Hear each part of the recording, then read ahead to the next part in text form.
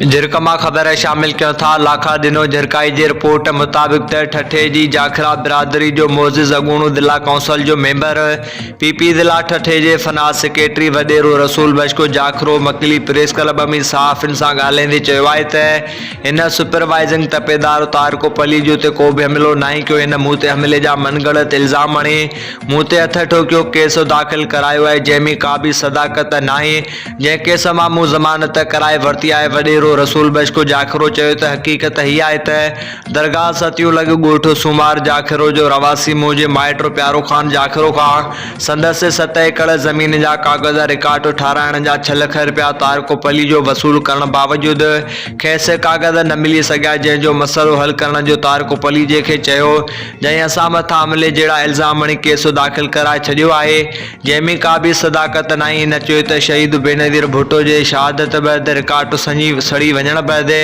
Revenue खाते जे अमलदार ने रिश्वत जी बाज़ार गरम करे छॾी आहे। ज़मींदारनि खे रिकॉर्ड ठाहे ॾियण बहाने ॿिन्ही हथनि सां फुरण में मसरूफ़ बणियल आहिनि। वडेरो रसूल बशको जाखरो इंकिशाफ़ कंदे चयो त तारको पली जो तमामु घणनि ज़मींदारनि खां कागज़ ठाराइण बहाने लखें रुपयनि जो फ्रॉड कयो आहे।